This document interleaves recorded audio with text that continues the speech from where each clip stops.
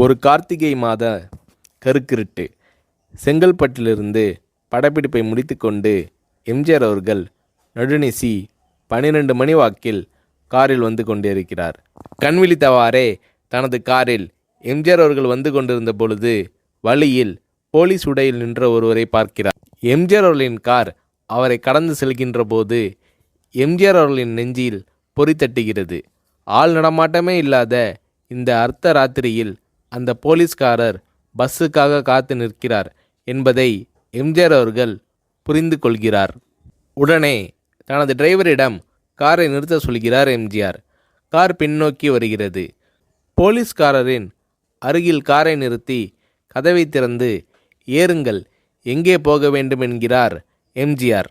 பரவாயில்லை, நான் பஸ்ஸிலே வந்து விடுகிறேன் என்கிறார் அந்த போலீஸ்காரர். நேரமாகிவிட்டது, இனி இந்த ரூட்டில் பஸ் கிடையாது, ஏறிக்கொள்ளுங்கள் என்று எம்ஜிஆர் அவர்கள் வலுக்கட்டாயம் செய்ய போலீஸ்காரர் வேண்டா வெறுப்பாக ஏறுகிறார். காரின் உள்ளே லைட் போட்டு சாப்பிட்டீங்களா என்று கேட்டுக்கொண்டே தனது சீட்டுக்கு பின்னால் இருந்த பிஸ்கெட் பழங்களை எடுத்து கொடுக்கிறார் எம்ஜிஆர். இப்படி ஓசியில் பயணம் செய்வதே எனக்கு உடன்பாடில்லை. இன்னும் நீங்கள் உண்ண சொல்லி வேறு என்னை இழிவுபடுத்தாதீர்கள் என்று போலீஸ்காரர் மறுக்கிறார். எம்ஜிஆர் அவர்கள் பூரிக்கிறார். இருப்பவனிலிருந்து இல்லாதவன் வரை படித்து பதவியில் இருக்கும் எத்தனையோ பேர் எனக்கு அது வேண்டும் இது வேண்டும் என்று எம்ஜிஆர் அவர்களிடம் வேண்டியதை பெற்று செல்கிறார்கள். ஆனால் சாதாரண பொறுப்பில் இருக்கும் இந்த போலீஸ்காரரின் நேர்மை எம்ஜிஆர் அவர்களை மெய்சிலிர்க்க வைத்துவிட்டது. எம்ஜிஆர் அவர்களின் கார் கத தூரத்தில் வந்து கொண்டிருந்தாலும் காரின் நிறத்தையும் ஒளியையும் மனம் கமலும் ஓடிக்கான் வாசனையையும் வைத்து இது எம்ஜிஆர் அவர்களின் கார் என்றும் கார் சென்ற தடத்தை தொட்டு வணங்குகின்ற அளவுக்கு புகழுடன் திகழ்ந்த நேரம் அது. அரை மணி நேரம் கார் சென்று கொண்டிருக்கிறது. ஆனால் அதுவரை எம்ஜிஆர் அவர்களை பற்றி பெரிதாக போற்றி புகழ்ந்து பேசாமல் அந்த போலீஸ்காரர் வந்ததே புரட்சித் தலைவர் எம்ஜிஆர் அவர்களுக்கு அந்த போலீஸ்காரர் மீது மரியாதையை கூடுதலாக்கியது. நான் தான் எம்ஜிஆர் என்கிறார் எம்ஜிஆர். கேள்விப்பட்டிருக்கிறேன் என்கிறார் அந்த போலீஸ்காரர். பொன்மனச்செம்மல் எம்ஜிஆர் அவர்களின் முகத்தில் கோபம் இல்லை, பதிலுக்கு பொன்முறுவல் மலர்கிறது. என் படங்களை பார்த்து இருக்கிறீர்களா என்று கேட்கிறார் எம்ஜிஆர். நான் சினிமாவே பார்ப்பதில்லை என்கிறார் அந்த போலீஸ்காரர். புரட்சித் தலைவர் எம்ஜிஆர் அவர்கள் இன்னும் பிரமிக்கிறார். இப்போது கார் சத்தத்தை தவிர ஒரே நிசப்தம். போலீஸ்காரர் தனது வீட்டிற்கு 1/2 கிலோமீட்டர் தூரத்திற்கு முன்பே காரை நிறுத்த சொல்லி இங்கேயே இறங்கிக் கொள்கிறேன் என்கிறார். ஏன், நீங்கள் குறிப்பிட்ட அந்த விலாசம் இன்னும் 1/2 கிலோமீட்டர் தூரம் இருக்கிறதே என்கிறார் எம்ஜிஆர். சாதாரண போலீஸ் உத்தியோகத்தில் இருக்கும் நான் காரில் வந்து இறங்கினால் என் வீட்டிற்கு அருகில் உள்ளவர்கள் என்னை தவறாக நினைத்து கொள்வார்கள். இதுவரை இப்படி நான் யார் காரிலும் ஓசியில் வந்து பழக்கமில்லை.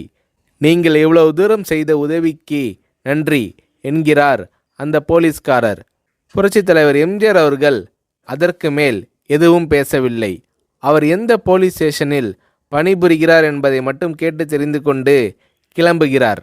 அடுத்த நாள் செங்கல்பட்டு போலீஸ் ஸ்டேஷனுக்கு ஃபோன் செய்து நான் எம்ஜிஆர் பேசுகிறேன் என்கிறார் எம்ஜிஆர். ஃபோனை எடுத்த டிஎஸ்பி உதறலோடும் உற்சாகத்தோடும் தலைவரே வணக்கம் என்கிறார். இரவு சந்தித்த போலீஸ்காரரை பற்றி விசாரிக்கிறார் எம்ஜிஆர். அந்த டிஎஸ்பி சொல்கிறார், நீங்கள் குறிப்பிடும் அவர் இன்று விடுப்பில் இருக்கிறார். அவர் கையூட்டு வாங்காதவர், கடமை தவறாதவர், காவல்துறையின் நேர்மைக்கு இவரே இலக்கணம். வெற்றிலை பாக்கு, பீடி, சிகரெட் போன்ற போதை வஸ்துக்கள், நாடகம், சினிமா போன்ற பொழுதுபோக்கு அம்சங்களையெல்லாம் இவர் அறியாதவர். கல்யாண வயதில் உள்ள 3 பெண்களையும் கரை சேர்க்க முடியாமல் கஷ்டத்தில் இருக்கிறார் என்கின்ற விபரம் டிஎஸ்பியால் எம்ஜிஆர் அவர்களுக்கு சொல்லப்படுகிறது. அவரை நாளை என் தோட்டத்திற்கு வர சொல்லுங்கள் என்கிறார் எம்ஜிஆர். கேட்டுக்கொண்ட டிஎஸ்பி உங்களோடு ஃபோனில் ஆளுக்கு ஒரு வார்த்தை பேச இன்ஸ்பெக்டர், சப் இன்ஸ்பெக்டர் உட்பட எல்லோரும் ஆசைப்படுகிறார்கள். ஃபோனை அவர்களிடம் கொடுக்கலாமா என்கிறார். எம்ஜிஆர் அவர்கள் கொடுங்கள் என்கிறார். பேசுகிறார். அந்த போலீஸ் ஸ்டேஷனே புண்ணியம் பெற்றதாக மகிழ்ச்சி அடைகிறார்கள் அந்த போலீஸ்காரர்கள். மறுநாள் அந்த போலீஸ்காரர் ராமவரம் தோட்டத்திற்கு அழைத்து வரப்படுகிறார்.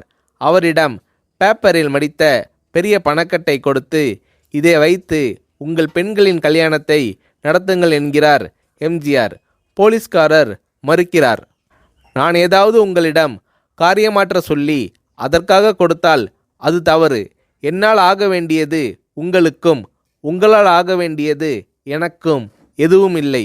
நான் உங்கள் கூட பிறந்த ஒரு சகோதரனாக நினைத்து கொடுக்கிறேன், பெற்றுக்கொள்ளுங்கள் என்று சொன்ன பிறகு கேட்டும் கூட கிள்ளி கொடுக்காத கனவான்கள் வாழும் இந்த உலகில் ரோட்டில் நின்றவனை அழைத்து சென்று அள்ளி கொடுத்த எம்ஜிஆர் அவர்களின் கருணையில் நெகிழ்ந்து போய் பெற்றுக்கொள்கிறார் அந்த போலீஸ்காரர்.